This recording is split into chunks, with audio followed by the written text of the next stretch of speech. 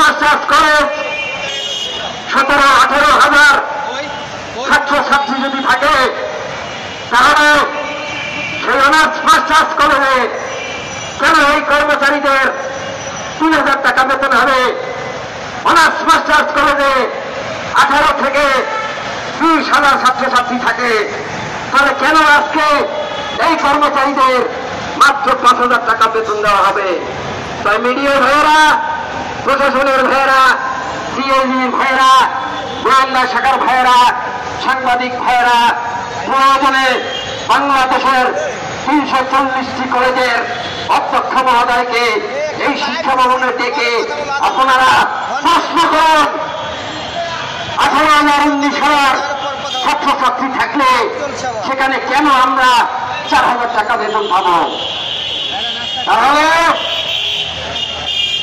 18,000 ছাত্রছাত্রীর টাকা 5 থেকে 6,000 টাকা দিয়ে ভর্তি হয়। 18,000 ছাত্রছাত্রীরা ফর্ম ফিল আপ করেন 6,000-7,000 টাকা দিয়ে, তাহলে এই 18,000 ছাত্রছাত্রীদের টাকা কোথায় যায়?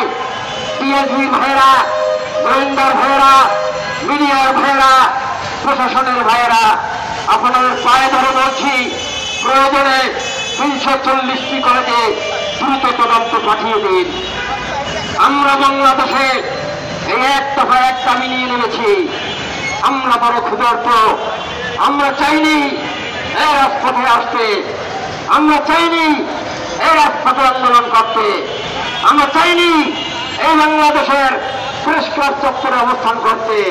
আমরা বাধ্য হয়েছি, কারণ আমার পেটে ভাত নাই, কারণ আমার বাবা মাকে খাবার দিতে পারছি না, কারণ আমার স্ত্রী সন্তানকে পালন পোষণ দিতে পারছি না, কারণ আমার ছেলে মেয়েকে শিক্ষিত বানাতে পারছি না।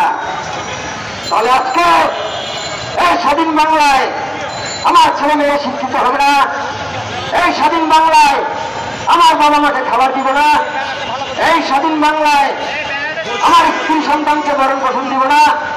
আমরা বাঙালি সন্তান না, আমরা বাংলাদেশের নাগরিক না, আমরা তো আর মিয়ানমারের 10 লক্ষ রোহিঙ্গা না, আমরা বাঙালি সন্তান। যদি এই বাংলাদেশে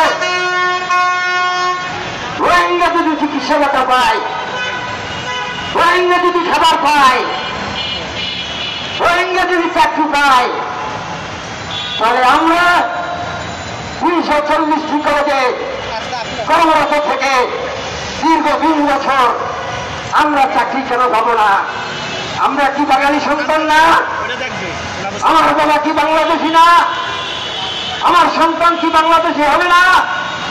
তাই আজকে বলতে চাই, আপনাদের উদ্দেশ্যে, আপনাদের মাধ্যমে আমরা এই কর্মচারীরা খুব ক্ষুধার্ত, খুব অসহায়, আমরা বড় লাঞ্ছিত, আমরা বড় বঞ্চিত, আমরা দীর্ঘ বছর নির্হারা পাখির মতো এখান থেকে ওখানে, ওখান থেকে এখানে ছুটেছি, কিন্তু কেউ আমাদের দিকে তাকায়নি।